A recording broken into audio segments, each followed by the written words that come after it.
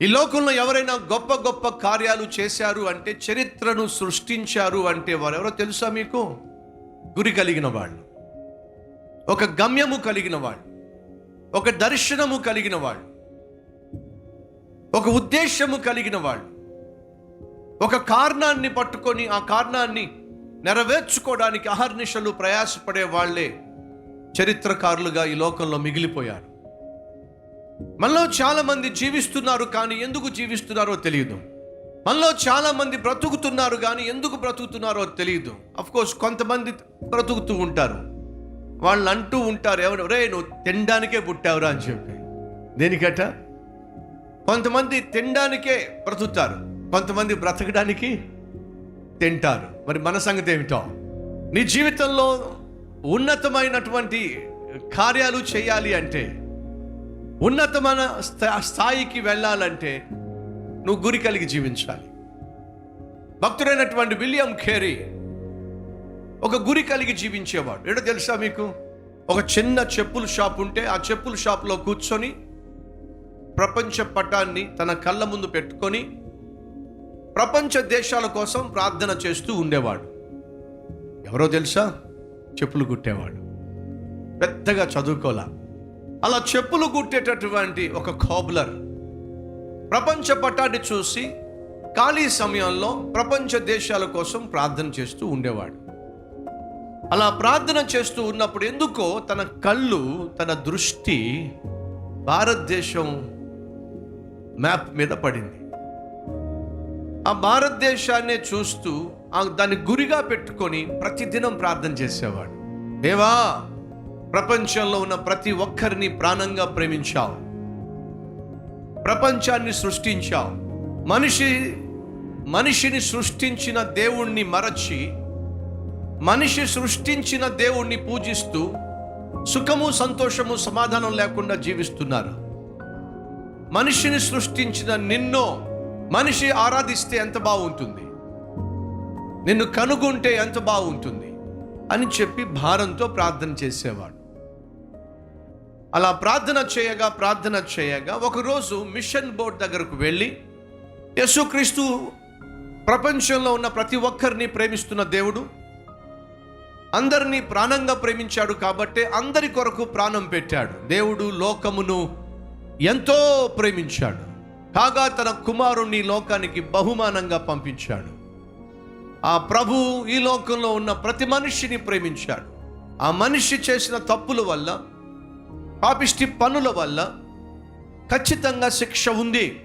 దొంగతనం చేస్తే దానికి శిక్ష పడుతుంది దొరికినప్పుడు. ఒక అమ్మాయిని ఏడిపిస్తే దానికి శిక్ష ఉంది దొరికినప్పుడు. ఒక జీవితాన్ని మోసం చేస్తే శిక్ష ఉంది దొరికినప్పుడు. దొరికితే శిక్ష పడుతుంది. కానీ ఈ రోజుల్లో దొరకకుండా మోసం చేసేవాళ్ళు, దొంగతనం చేసేవాళ్ళు, ఇతరుల జీవితాలతో ఆటలాడేవాళ్ళు ఎంతమంది లేరు? మరి వారిని ఎవరు శిక్షిస్తారు? ఖచ్చితంగా శిక్షించేవాడు ఉన్నాడో. ఎవరు? ప్రపంచాన్ని సృష్టించిన దేవదేవుడు. అనగా ఈ లోకంలో నీతిమంతుడు లేడు, ఒక్కడు కూడా లేడు. మనం అందరం కూడా ఏదో ఒక తప్పు చేసేవాళ్ళమే. అలా అందరం తప్పు చేస్తూ ఇష్టానుసారంగా జీవించడం వల్ల కష్టాలు, నష్టాలు కొని తెచ్చుకుంటున్న వాళ్ళమే. కానీ దేవుడు నిన్ను నన్ను ప్రేమించి మన జీవితాలను మార్చి నూతన వ్యక్తులుగా తీర్చి తన బిడ్డలుగా మనలను చూడాలి అనే ఆశతో ఈ లోకానికి వచ్చాడు. మనకు రావాల్సిన శిక్ష అంతటిని కూడా తన మీద వేసుకున్నాడు. మనందరినీ కూడా క్షమించటానికి తాను శిక్ష భరించాడు. ఎవరైనా యేసుక్రీస్తును విశ్వసించినట్లయితే వారు చేసిన పాపాలన్నీ క్షమించబడతాయి, వారు నూతన వ్యక్తులుగా మార్చబడతారు. ఈ అద్భుతమైన సత్యం ప్రతి ఒక్కరికి తెలియాలి అనేది విలియం కేరీ యొక్క ఉద్దేశం. మిషన్ బోర్డ్ దగ్గరకు వెళ్ళి భారతదేశంలో ఉన్నటువంటి ప్రజలకు వారిని ప్రాణంగా ప్రేమించే లోకరక్షకుడు ఉన్నాడు, వారి పాపముల నిమిత్తము తన ప్రాణాన్ని దారపోసినటువంటి లోకనాథుడు ఉన్నాడు అనే సత్యము తెలిస్తే బాగుంటుంది అని అంటే ఆ మిషన్ బోర్డు వాళ్ళు చెప్పారు, దేవుడు ఒకవేళ వారికి సత్యాన్ని గ్రహింపచేసి సువార్తను అందించాలి అంటే ఆయన ఏదో ఒక మార్గాన్ని కనుగొంటాడులే, నువ్వు అంతగా పెద్దగా టెన్షన్ పడాల్సిన అవసరంలా అని చెప్పి విలియం కేరీని నిరుత్సాహపరిచారు. విలియం కేరీ ఒక గురి కలిగి మన దేశం కోసం ప్రార్థన చేస్తూ వచ్చాడు. ప్రభువా, భారతదేశానికి వెళ్ళి నీ ప్రేమను గూర్చిన సువార్తను అందించడానికి సువార్థికులను పంపించమంటే వాళ్ళు నిర్లక్ష్య వైఖరి కనపరుస్తున్నారు. ప్రపంచంలో ఉన్న ప్రతి ఒక్కరికి నీ ప్రేమను గూర్చిన సువార్త తెలియాలి.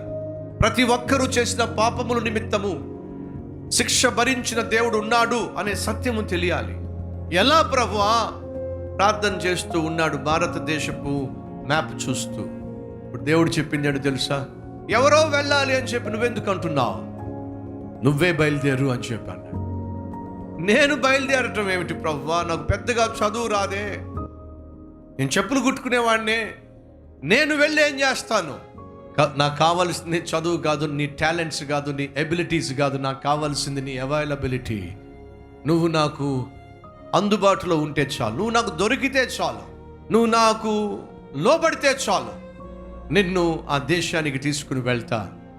ఒక కోబులర్, ఒక చెప్పులు కుట్టుకునేవాడు, ఒక గురి కలిగి ప్రార్థన చేసినప్పుడు దేవుడు ఆ గురికి తననే జవాబుగా మార్చాడు. వెళ్ళో భారతదేశానికి వచ్చాడు. తన డైరీలో రాసుకున్న మాట ఏంటో తెలుసా? దేవుని కొరకు గొప్ప కార్యములు తలపెట్టు. ఇంగ్లీష్లో చాలా అద్భుతంగా ఉంటుంది. Expect great things from God, attempt great things for God. దేవుని దగ్గర నుంచి శ్రేష్టమైన గొప్ప కార్యాలు ఆశించు, దేవుని కొరకు గొప్ప కార్యములు తలపెట్టో అని తాను ఒక స్లోగన్ రాసుకున్నాడు. ఈరోజు ఈ మాటలు వింటున్న ప్రియ సహోదరులు సహోదరులు, మన విశ్వాసమునకు కర్త, దానికి ఆధారము మన ప్రభు అయిన యేసుక్రీస్తు. అది వాస్తవము అని మీరు గ్రహిస్తున్నట్లయితే మీ దృష్టి ఎవరి మీద ఉండాలి? యేసుక్రీస్తు మీద ఉండాలి. ఒకసారి మీ దృష్టి యేసుక్రీస్తు మీద ఉన్నట్లయితే ఆ దృష్టి మలచడానికి వీల్లేదు, లోకం వైపుకు తిరగడానికి వీల్లేదు. మన ఆత్మీయతకు ఆధారము మన విశ్వాసం, ఆ విశ్వాసానికి ఆధారము మన ప్రభు అయిన యేసుక్రీస్తు. కాబట్టి భక్తుడైన పౌలు అంటాడు, మన విశ్వాసమునకు కర్త అయిన దానిని కొనసాగించు యేసుక్రీస్తు వైపు చూస్తూ ఈ పరుగులో ముందుకు సాగండి. విలియం కేరీ తన చుట్టూ ఉన్నటువంటి నిరాశ నిస్పృహల వైపుకు చూడలా, తన చుట్టూ చోటు చేసుకుంటున్నటువంటి బాధను కలిగించేటటువంటి వాటి మీద మనసు పెట్టుకోలా. ఎంత కష్టమైనా ఎంత బాధ అయినా ఒకవైపు వాటిని దిగమింగుకుంటూ క్రీస్తు వైపే చూస్తూ తన ఆత్మీయతను కొనసాగించాడు. ప్రభువా, ఇక నుంచైనా గురి గమ్యము కలిగి జీవిస్తా, బలహీనున్నే బలమైన కార్యాలు చేస్తా, పెద్దగా చదువు సంధ్యలు లేని వాడినే కానీ నిన్ను ఆధారం చేసుకుని గొప్ప కార్యాలు తలపెడతా. విలియం కేరీ అదే చేశాడు. దేవుణ్ణి చూశాడు, దేవుణ్ణి విశ్వసించాడు, తన జీవితంలో ఊహించని అద్భుతాలు చేయగలిగాడు. ఈరోజు నీ జీవితంలో కూడా దేవుడు అది చేయాలని ఆశపడుతున్నాడు. విశ్వసిస్తే. ప్రార్థన.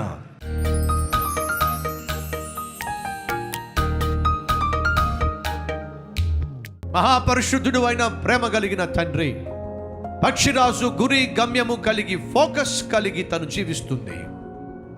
ఒకసారి తన కళ్ళు తన జీవితానికి ఆధారమైన ఆహారం మీద పడినట్లయితే అది ఏమాత్రము తన కన్నులను మలచుకోలేదు. అలాగే మా జీవితాలకు ఆధారమైన నిన్నే చూస్తే నాయనా మా జీవితంలో దేనికి భయపడాల్సిన అవసరం లేదు. అసాధ్యాలను మేము సాధ్యపరచుకోగలుగుతాం. నీ మీద ఉంచవలసిన విశ్వాసాన్ని, నీ మీద ఉంచవలసిన దృష్టిని, వేటిని చూస్తూ వేటిని ఆశిస్తూ మేము కోల్పోయామో వాటిని విడిచిపెట్టి నీ వైపే చూస్తూ నీవు అనుగ్రహించే విజయాన్ని స్వతంత్రించుకొని మా చుట్టూ ఉన్నటువంటి అల్లకల్లోల వాతావరణాన్ని నువ్వు అణిచివేస్తున్నప్పుడు ఆనందించి విజయోత్సవములతో నిన్ను మహిమపరిచే అద్భుతమైన జీవితము మా అందరికీ దయచేయమని, నీ నామమును ఘనపరుచుకోమని యేసు నామం పేరట వేడుకుంటున్నాము తండ్రి. ఆమెన్.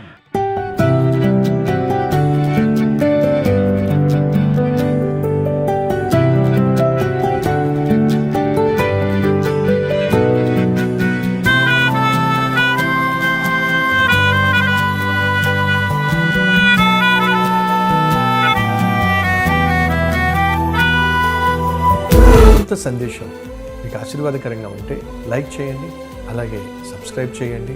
అంతేకాకుండా కామెంట్ పెట్టండి, 10 మందికి షేర్ చేయమని మనవి చేస్తూ రేపు మళ్ళీ కలుసుకుందాం.